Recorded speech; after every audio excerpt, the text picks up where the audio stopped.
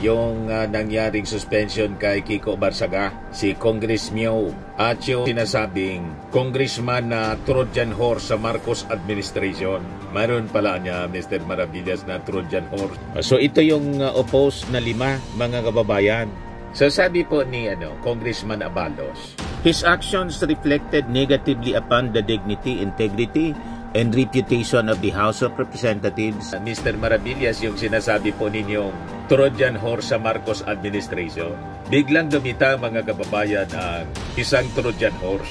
Pero itong congressman, mga kababayan, na lumilinaw na isa siya nga Trojan horse. Mr. Speaker, may we recognize Honorable Kiko Barsaga? Honorable Kiko Barsaga is hereby recognized.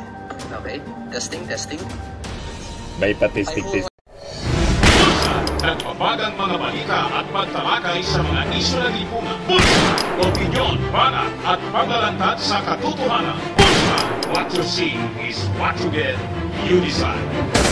Hello po, mga kababayan, si Dante Maravillas. So pag-usapan natin, mga kababayan, yung nangyaring suspension kay Kiko Barsaga, si Congress Mio, at yung sinasabing congressman na Trojan horse sa Marcos administration. Mayroon pala niya, Mr. Maravillas, na Trojan horse na congressman. Yan ang lumalabas, mga kababayan, ngayon sa mga kwento. So as you know, sa balita kahapon, overwhelming pala po yung bumoto para sa 60-day suspension ni Kiko Barsaga. Umabot sa 249 members of Congress. Yan sabi rito sa report ng Philippine News Agency. The House of Representatives suspended Cavite 4th District Representative Kiko Barsaga for 60 days upon the recommendation of the Ethics Committee. During the plenary session for Peace Party List, Representative J.C. Abalos read the recommendation of the panel, which found the young lawmaker guilty of disorderly behavior over his allegedly inappropriate social media posts. A total of 249 House members voted in favor of the suspension without pay, while 11 abstained and 5 opposed the decision. Pero ang sabi, ang bumotong no, mga kababayan, 6, hindi 5. So ito yung opposed na 5, mga kababayan. So sabi po ni Congressman Abalos, his actions reflected negatively upon the dignity, integrity, and reputation of the House of Representatives as an institution of the members of the House, individually and collectively. Respondents' reckless, offensive, and irresponsible use of his social media platform tarnishes the name, integrity, and reputation of the House of Representatives. Members of the National Unity Party filed the ethics complaint against Barsaga. So ano Mr. Maravillas, ang masasabi mo? Deserve na deserve po. Yung may mga saltik din sa ulo, yan man lang po yung magkakampi-kampi. Ganon talaga po. Birds of the same feather talaga po, flock together. That is normal. Mr. Maravillas, yung sinasabi po ninyong Trojan horse sa Marcos administration. Biglang lumita, mga kababayan, ang isang Trojan horse. Pero itong congressman, mga kababayan, na lumilinaw na isa siya nga Trojan horse. Noon, duda pa lang kasi dikit ng dikit sa ating Pangulong Bongbong. Although lately, may mga pagbabanta na nahihiwalay daw siya. Para niya, Mr. Maravillas. Kilala ko na yan. Pag hindi daw, naidiin si Martin Romualdez dito sa mga insertions, hihiwalay siya politically sa Marcos administration. O may idea na kayo? Ngayon, kahapon po, lalo na luminaw ang Trojan horse sa Marcos administration nang binigyan niya ng buwelo na makapagsalita sana si Kiko Barsaga. Alam naman po natin na si Kiko Barsaga, atake ng atake sa Marcos administration.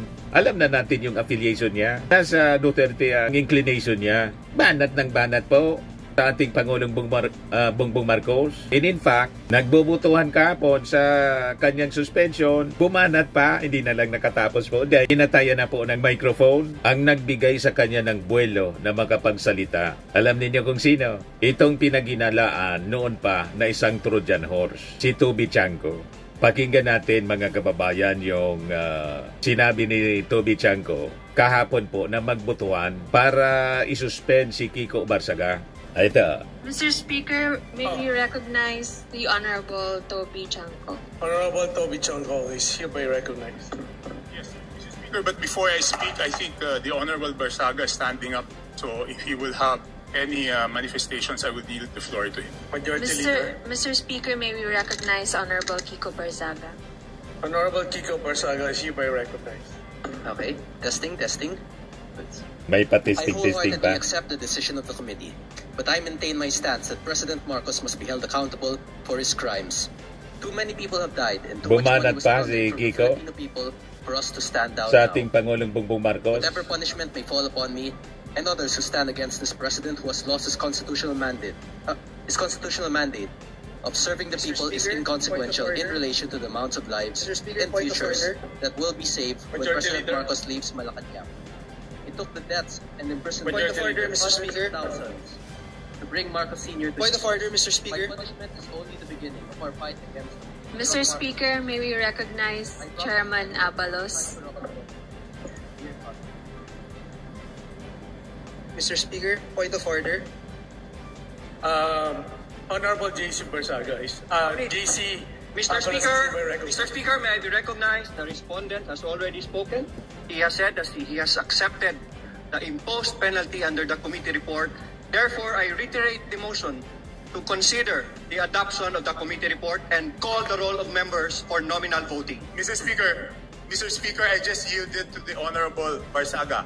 The floor is mine. But Mr. Speaker, I have a point of order. Si Toby Chanco yon. Binigyan niya ng platform siya, no? Yung time niya to speak, binigay niya kay Kiko Barsaga. What's the point of order, Mr. Speaker? May I know from the chairman? Alams na. Mr. Speaker, as sponsor of this resolution, I have not yet yielded my time to the respondent. Majority Leader.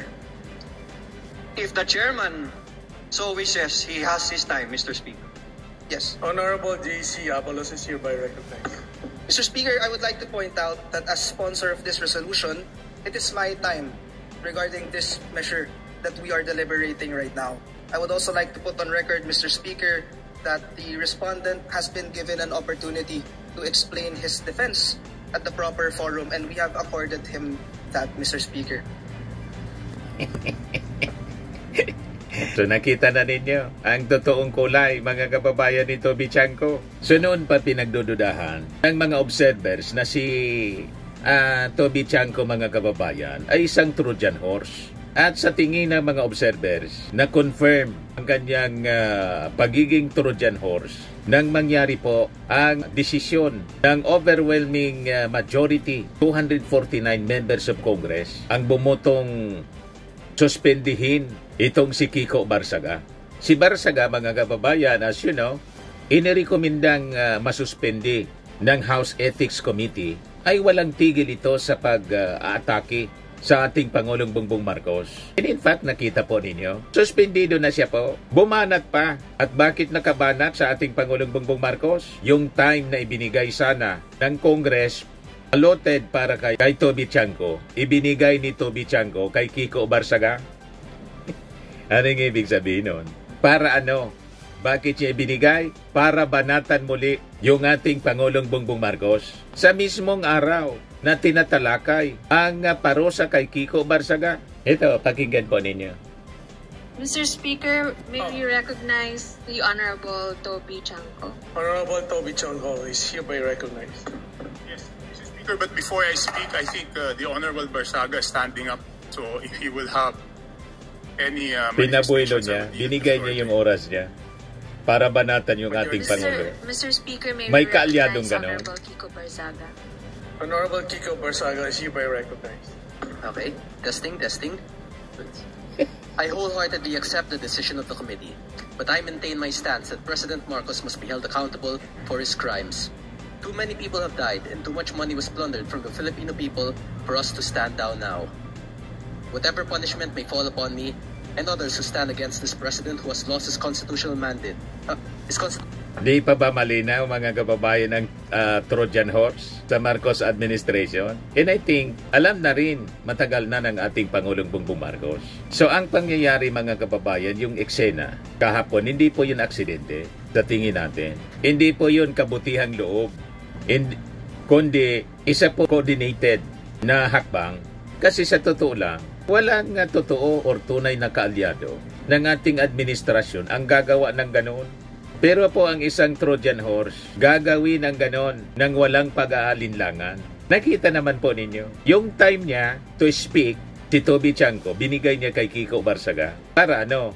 Para banatan uli yung ating Pangulong Bongbong Marcos. Mismong sa araw kung saan ibinaba ang suspension ng Ethics Committee at ng Kongreso, nagbutuhan kahapon po. So malinaw na po. So I think matagal ng plano, mga kababayan, ni Congressman Toby Chanco ang pagkalas sa administrasyon. Kaya yung lumabas na balita, mga kababayan, last week yata yon, na nagbanta si Toby Chanco sa ating Pangulo, nakakalas daw siya. Ito, yung balita po ng Manila Bulletin. Chanco threatens political breakup with PBBM if he protects Romualdez amid dearth of proof in flood control mess. Nabota City Lone District Representative Toby Chanco has threatened to break up politically with the President Marcos if he senses any effort from the latter to protect Leyte 1st District Representative Martin Romualdez, even as incriminating evidence has yet to be found against the former House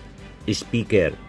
Kailangan niyang patunayan na hindi niya proteksyonan si Martin Romualdez. Pag naramdaman ko na poproteksyonan niya si Martin Romualdez, maghiwalay na kami politically, sabi po ni Toby Chanco. Tinatakot yung ating Pangulo na hiwalay siya politically. Sabi nga natin sa una nating video, di ano pa, umiwalay ka na. Ano problema mo? Umiwalay ka na. Kasi sa tingin ng mga observers po sa paligid, isa kang Trojan horse. Trojan horse na anya nino Mr. Maravillas. Nino pa ni Sara Duterte. Kanino pa ang kinakampiyan niya tulad ni Kiko Barsaga, mga kaalyado ni Sara Duterte. So malamang sa malamang, tama ang duda ng mga observers paligid, mga kababayan. Si Toby Chanco ang Trojan horse na nilagay ni Sara Duterte noong Unity. At saka, noong panahon ng kampanya sa alyansa, nakikita naman po ninyo yung nangyari po sa kampanya ng alyansa sa Bagong Pilipinas. Nasabotay po yung senatorial slate. Di ba, mga kababayan, si Toby Chanco yung campaign manager ng alyansa ng Bagong Pilipinas. So bilang campaign manager, awat niya ang pinakamalagang susi sa 2025 election. Ngunit imbis na palakasin yung administration slate, ang nangyari parang planado yung pagpapahina. Lumamang tuloy yung mga kandidato ng PDP laban, nagtap si Bongo. Ano ba? Sunod si Bam Aquino, nakasingit si Bam Aquino, nag-number 2, tapos number 3 si Bato. Si Erwin Tulfo na dati sa mga surveys, siya yung top notcher, tinalo po ni Bongo. Nagbabaan, mga kababayan, yung standing ng administration slate. Pinabuelo, mga kababayan, ni Toby Chanco, yung mga kandidato ni Digong sa Mindanao. Parang binigay na lang niya yung Mindanao sa oposisyon ng walang laban, walang depensa. Naalata ninyo, mga kababayan? So sa kabila, mga kababayan, ang mataas na ratings ng mga administration candidates, pinabayaan ng campaign manager ng administrasyon yung Mindanao na pinakritikal, mga kababayan, na rehiyon kasi baluarte ng mga Duterte. So ang resulta, alam na ninyo, yung mga kandidato ng administrasyon na top 12 noong umpisa, pinulot na sa dulo ng lila. Samantala, yung mga sinusuportahan ng oposisyon biglang umangat na para bang sinadya yung pagkatalo. Di ba? Napakasaklap. So sa huling pagsusuri, mga kababayan, lumalabas po na hindi ito po simpleng pagkukulang. It was by design. At malinaw naman po kung sino yung nagkinabang, hindi po yung administrasyon, kundi yung kampo ng mga Duterte. Di ba malinaw po yung resulta ng yun ang nakakalungkot ng midterm election. Ngayon, ano pa yung iba pang palatandaan, mga kababayan, ng pagiging Trojan horse? Yung pakikipagsabuatan sa mga kongresistang umaatake ng walang tigil sa ating Pangulong Bongbong Marcos. So pagkatapos po ng election, observe po ninyo, imbes na tumulong siya na umayos ng hanay, lumipat po si Toby Chanco doon sa hanay ng mga congressmen na may malinaw na agenda laban po sa ating Pangulong Bongbong. At ang latest, yung pinakamatindi, ito na nga po yung riniplay ko sa inyo. Binigyan niya ng platform si Barsaga, si Kiko Barsaga. Yung time niya to speak, binigay niya kay Kiko. Para Alam na ninyo kung ano nangyari. Binanatan ng todo-todo ni Kiko Barsaga sa araw ng kanyang suspension for 60 days yung ating Pangulo. Ayaw tantanan. Ang ginawa na lang, tinatayan ng microphone si Kiko Barsaga. Mamalinaw po? O ngayon, ang pangatlong palatandaan ng kanyang pagiging Trojan horse, gumagawa-gawa siya ng dahilan para mag-break away na, justify yung kanyang paglisan. Pinalalabas niya, gustong proteksyonan ng ating Pangulong Bongbong Marcos, si Martin Romualdez. Wala man pong makita nga yung ICI na ebidensya. Sabi ng ating Pangulo, kung saan tayo dalhin ang ebidensya, ganon din po yung ICI. Walang adverse findings. At alam ito ni Toby Chanco. Pero, bakit ginagawa niya itong dahilan? Yan ang tanong. Ano ang sagot? Tingin natin gusto niyang gumawa lang ng palusot. Kailangan niya ng narrative para sa matagal nang nakaprogramang pagtalon. Pabalik mga kababayan sa kampo ni Sara Duterte. Lalo na habang naganda sila sa susunod na cycle ng politika. So makikita natin, ang isyong ito mga kababayan ay hindi dahilan, kundi ito ay isang props lamang sa isang scripted na pagkalas. So hindi na po may tatago ang pattern. Kapag pinagdugtong-dugtong natin yung mga kaganapan, connecting the dots, ika nga, sa mga galawan po ni Toby, malinaw po na gumagawa siya na kunyari makatarunang rason para kumalas sa Marcos administration, ma-justify. Alatado ang inyo pong galawan. Hindi man po bobo yung ating Pangulo na hindi kayo nahalata noon pa. Talaga mabait yung ating Pangulong Bongbong. So kung tuluyan na mga kababayan na tumalon itong si Toby Chanco, isang bagay lang ang dapat na maintindihan po natin bilang mga mamamayang Filipino, bilang mga observers. Hindi po ito bigla ang pagtindig sa prinsipyo. Ito po ay planadong paglipat. Parte po ito ng matagal nang idinisenyong operasyon para pabagsakin ang koalisyon ni PBBM mula sa loob. At ngayon, sa mga latest na pangyayari tulad po ng nangyari kahapon, binigyan na ng platform si Kiko Barsaga para umatake sa ating Pangulo, tuluyan na po na nahulog yung maskara. Na malinaw po, matagal na po na plano yung lahat. Mr. Speaker, may we recognize the Honorable Toby Chanco. Honorable Toby Chanco is hereby recognized. Yes, Mr. Speaker, but before I speak, I think the Honorable Barsaga is standing up. So if he will have Pinabuelo niya si Kiko Barsaga para umatake sa ating Pangulong Bongbong. Malinaw po. Kiko Barsaga. Honorable Kiko Barsaga is hereby recognized. Okay, testing. Testing. I wholeheartedly accept the decision of the committee, but I maintain my stance that President Marcos must be held accountable for his crimes. Too many people have died. Binabaliktad po nila yung ating Pangulong Bongbong. For us to stand down now. Whatever punishment may fall upon me and others who stand against this president who has lost his constitutional mandate, of serving the people is inconsequential in relation to the amounts of lives and futures that will be saved when President Marcos leaves Malacanang. It took the deaths and imprisonment of thousands to bring Marcos Sr. to Sinatayan na lang po ng microphone. Ayaw tumigil sa pagdaldal. Talagang nakaplano.